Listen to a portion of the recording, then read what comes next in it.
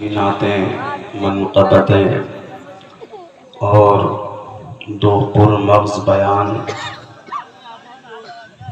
اور بہترین آواز میں آپ نے نبی کی پیدائش کا کلام بھی سماعت فرمایا۔ میں تھوڑی دیر کے لیے حاضر آیا ہوں، محبتوں کے ساتھ اگر آپ نے سماعت کیا تو انشاءاللہ تقریباً 1 گھنٹہ یا اس سے 10-5 منٹ کم یا 10-5 منٹ زیادہ آپ سے ملاقات رہے گی۔ میں بہت لمبا سلام نہیں کرنا چاہتا ہوں، میں مختصر اور چاہتا ہوں کہ فوراً تقریر شروع کر دی جائے۔ رات کے 11 بج چکے ہیں اور کئی قافلے یہاں سے اپنی منزل کی طرف واپس روانہ بھی ہو چکے ہیں۔ اب ڈر اس بات کا ہے کہ کہیں آپ بھی اپنی منزل کی طرف روانہ نہ ہو جائیں۔ پچ پوکھرا کے سنی جنتی مسلمانوں، میں تقریباً 125 کلومیٹر کا سفر طے کر کے آپ کے دائرے محبت میں حاضر ہوں۔ اگر اچھا نہ بھی لگے تو صرف اپنے مہمان کی مہمان نوازی کے لیے بیٹھے رہنا، تاکہ میرا دل نہ ٹوٹے کہ اتنا لمبا سفر کر کے گیا تھا اور وہاں کے سنی جنتی مسلمانوں نے میری میزبانی نہ کی۔ میں آپ سے پیار کرتا ہوں اس لیے کہ آپ میرے نبی کے سچے غلام ہیں۔ آپ مجھے اپنی محبتوں سے نوازیں گے اور مجھے خصوصی دعوت دی تھی میرے برادر اصغر حضرت العلامہ حضرت علامہ ریاض اختر مصباحی صاحب قبلہ نے، اور میری دیرینہ ملاقاتیں قاری ذوالفقار صاحب قبلہ سے، اور وہ رشتہ ہے ہمارا بالگرام شریف کی سرزمین سے سیدی سرکار سہیل ملت کی غلامی کا شرف حضرت کو بھی حاصل ہے اور مجھے بھی حاصل ہے۔ انشاءاللہ وہ آپ کے دائرے محبت میں 1 نومبر کو پوری شان طریقت اور شان سیادت کے ساتھ جلوہ گر ہونے والے ہیں۔ آئیں تو میرا سلام کہیے گا حضرت سے۔ ایک مرتبہ اپنے آقا کو پکار کر کہیں یا رسول اللہ۔ بہت اچھے لوگ ہیں، بہت اچھا سنتے ہیں، بڑی محبت سے سنتے ہیں۔ مائک اچھا نہیں ہے لیکن لوگ اچھے ہیں۔ اچھا ہی تھا لیکن بگڑ گیا، کوئی بات نہیں ہے، طبیعت تو خراب ہو ہی جاتی ہے، کبھی مچھر کاٹتا ہے تو ڈینگو بنتا ہے تو کبھی ملیریا، تو ہو سکتا ہے اس کو بھی کسی مچھر نہیں کاٹا ہو۔ چلیے میں اپنی گفتگو کا شروع کرتا ہوں۔ الحمدللہ الحمدللہ نحمدہ ونستغفرہ ونؤمن بہ ونتوکل علیہ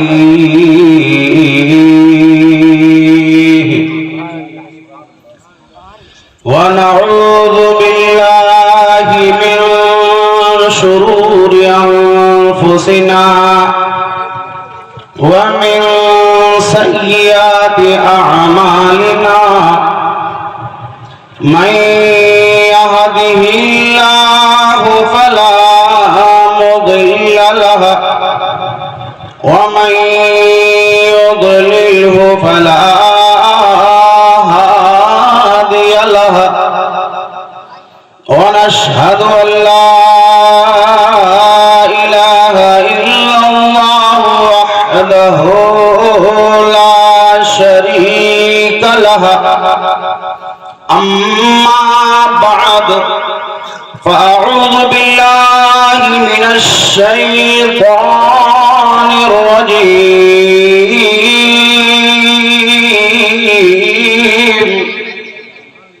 بسم الله الرحمن الرحيم،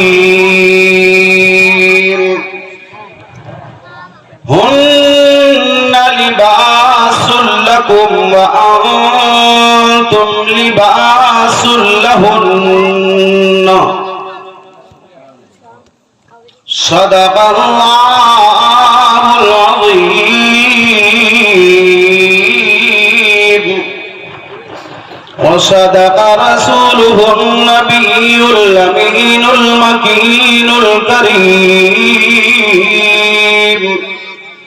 ونحن على ذلك لمن الشاهدين والشاكرين والحمد لله رب العالمین۔ آئیے سب سے پہلے ہم اور آپ اپنی عقیدتوں، ارادتوں اور محبتوں کا خراج پیش کریں۔ نبی سے جتنی محبت ہے نا اتنی ہی آواز میں درود پاک پڑھیں۔ اللہم صلی علی سیدنا و شفیعنا و نبینا و مولانا و ملجانا محمد معدن الجود والکرم منبع العلم والحلم والحکم وبارک وسلم صلاة وسلاما علیک سیدی حبیبی یا رسول اللہ صلی اللہ تعالی علیہ وسلم۔ عزیزان گرامی، ماہ ربیع النور کی برکھا برس رہی ہے اور اس مہینے کی اس مبارک رات میں اگر نبی کی میلاد کا ذکر نہ ہو تو پھر یہ بے وفائی ہے۔ انشاءاللہ ابھی اللہ کی مرضی ہے کہ میں شادی کی تقریر سے پہلے حضور کا میلاد پڑھوں یا شادی کی کچھ باتیں بتا کر بعد میں حضور کا میلاد پڑھوں۔ میں آپ کو انشاءاللہ میلاد پڑھوں سناؤں گا اور 3 حدیثیں سناؤں گا انشاءاللہ، جن میں صحابہ اکرام رضوان اللہ تعالی علیہم اجمعین نے حضور کا میلاد منایا ہے۔ میں وہ 3 حدیثیں پڑھوں گا۔ پہلے آیت کریمہ کے تعلق سے بس گفتگو کا آغاز کر رہا ہوں۔ قابل مبارک بات ہے حاکم میاں صاحب قبلہ کہ انہوں نے اپنے شہزادے کی اس شادی کے موقع پر یہ جشن عید میلاد النبی کا انعقاد کیا۔ وہ دولہا کدھر ہے میں اس کو دیکھنا چاہتا ہوں۔ دولہا ہے؟ دولہا کدھر گیا بھائی؟ اس کی شادی ہوئی ہے؟ اگر نہیں ہے تو بلا لو اس کو، نمبر لگا لو یا پھر ایسے ہی بلا لو۔ ہاں ایک مرتبہ کہو یا رسول اللہ۔ یا رسول اللہ۔ ایک 2-3 شعر پڑھتا ہوں حضرت دیوان سے۔ زمین و زمان تمہارے لیے، مکین و مکان تمہارے لیے، زمین و زمان تمہارے لیے، مکین و مکان تمہارے لیے، چنین و چنا تمہارے لیے، بنے دو جہاں تمہارے لیے، اور حبیبی یا رسول اللہ، دہن میں صدا تمہارے لیے، مکن میں جان تمہارے لیے، آئے ہم یہاں تمہارے لیے، اٹھے بھی وہاں تمہارے لیے، جزاک اللہ، اٹھے بھی وہاں تمہارے لیے، اور اشارے سے چاند چیر دیا، چھپے ہوئے خور کو پھیر لیا، گئے ہوئے دل کو عصر کیا، یہ تاب و تواں تمہارے لیے، زمین و زمان تمہارے لیے، مکین و مکان تمہارے لیے۔ عزیزان ملت اسلامیہ میں اپنی گفتگو کا آغاز اللہ پاک کے اس کلام سے کر رہا ہوں۔ وہ اللہ جو ہمیشہ سے ہے اور ہمیشہ رہے گا، وہ اللہ اکیلا ہے، اس کا کوئی ساجی نہیں ہے، اسی کا قرآن پڑھنے جا رہا ہوں۔ وہ اللہ قل هو اللہ احد، اے محبوب فرما دیجئے وہ اللہ اکیلا ہے، اللہ الصمد، وہ بے نیاز ہے، لم یلد ولم یولد، نہ وہ کسی کا بیٹا ہے نہ کوئی اس کا بیٹا ہے، وہی ذات اس لائق ہے کہ اس کی بارگاہ میں پیشانی جھکائی جائے، اس کی عبادت کی جائے۔ وہی اللہ قرآن میں فرماتا ہے ہن لباس لکم وانتم لباس لہن، اے شوہر تو اپنی بیوی کا لباس ہے اور بیوی تو اپنے شوہر کا لباس ہے۔ عزیزان ملت اسلامیہ، اللہ کے قرآن نے بتایا اے شوہر تو اپنی بیوی کا لباس ہے اور بیوی اپنے شوہر کا لباس ہے۔ پورا آ گیا لگ رہا ہے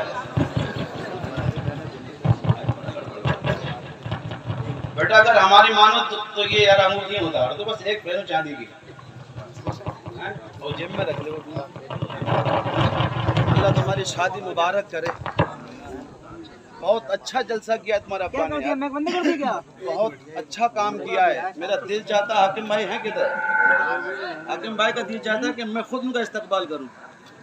آپ نے ایک برائی کو مٹا کے ایک اچھا کام کیا، لوگوں کو اچھی سیکھ دی ہے۔ آئیے میں اپنے ہاتھوں سے آپ کو مالا پہنانا چاہتا ہوں۔ اللہ قیامت کے دن اپنے حبیب کے ذریعے سے ان کا استقبال فرمائے، اللہ مبارک کرے۔ تو یہ بیٹے کی شادی پہ حضور کا میلاد، سبحان اللہ۔ یا تو بیٹا اس کو بندی کر دیں ملن مائی کے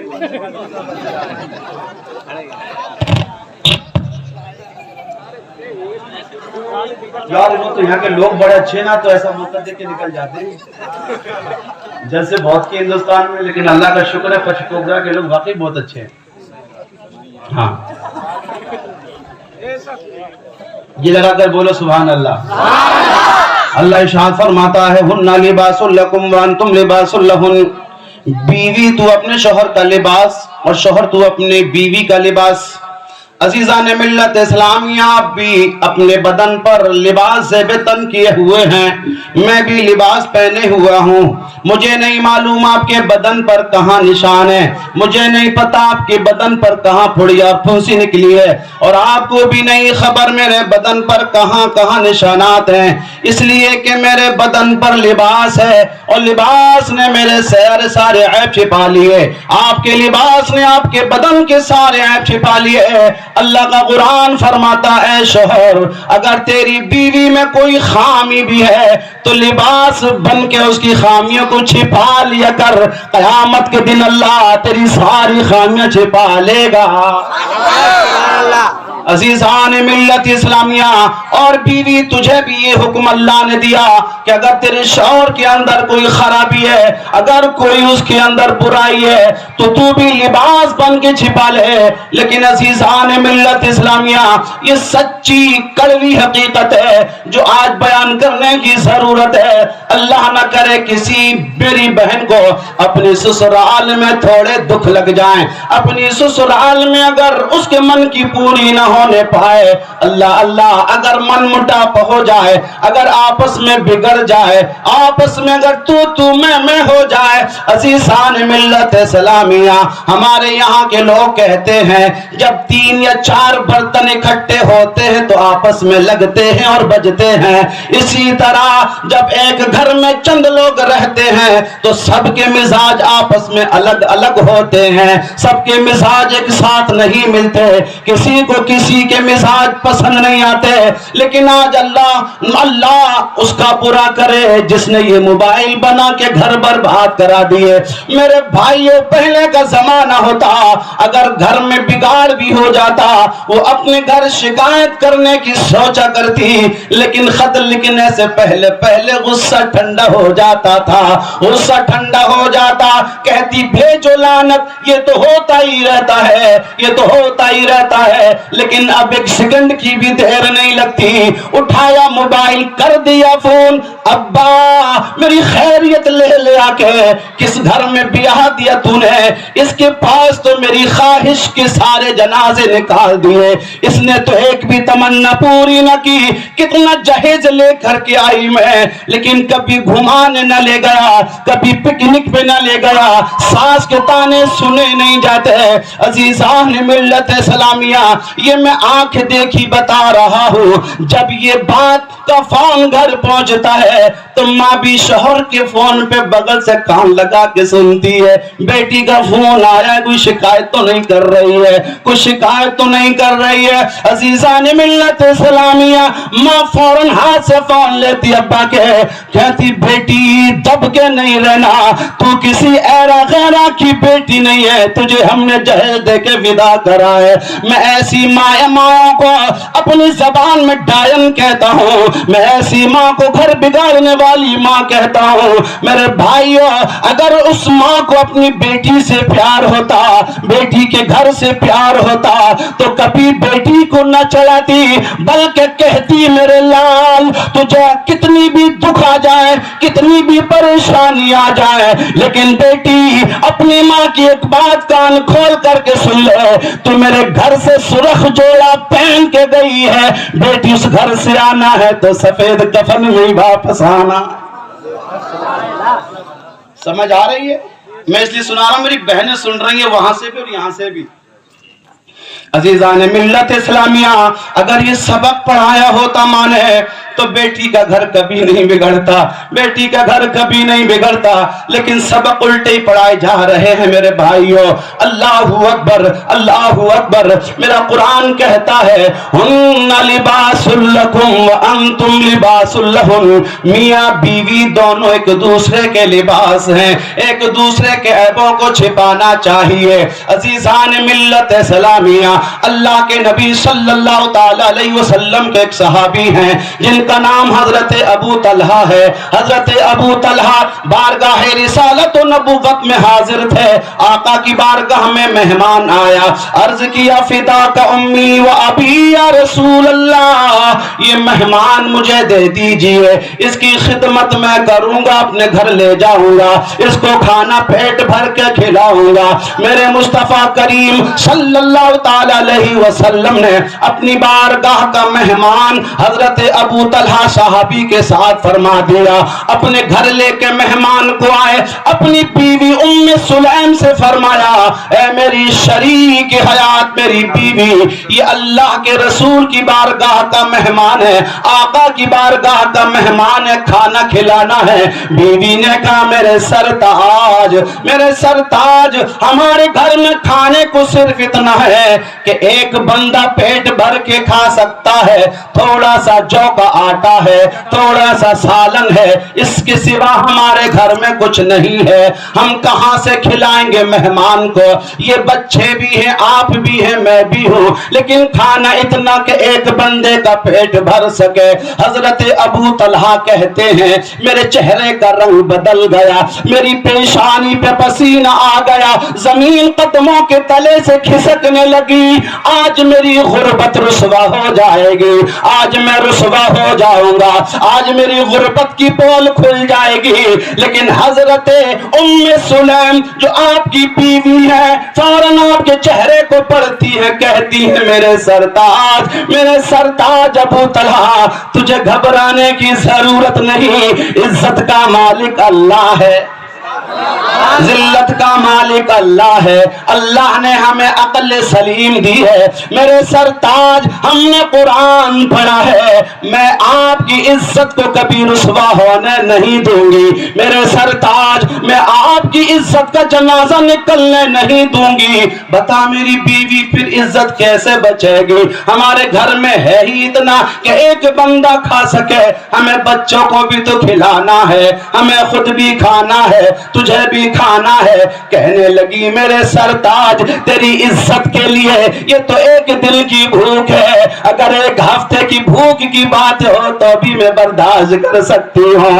میرے سرتاج، میں کام کرنا چاہتی ہوں کہ بچوں کو بہلا فسلا کے مغرب کے وقت تک سلا دوں گی اور مغرب کی نماز ادا کریں گے، چراغ گھر میں جل رہا ہوگا، دسترخوان لگایا جائے گا، ایک طرف بارگاہ رسالت و نبوت کا مہمان بیٹھے گا، ایک طرف آپ بیٹھ جانا اور ایک جانب میں بیٹھ جاؤں گی، اور کھانا بیچ میں لگے گا، لیکن میں چراغ کی بتی درست کرنے کے بہانے چراغ بجھا دوں گی، چراغ گل ہو جائے گا، گھر میں اندھیرا ہو جائے گا، پھر ہم ایک دوسرے کو نظر نہیں آئے گا۔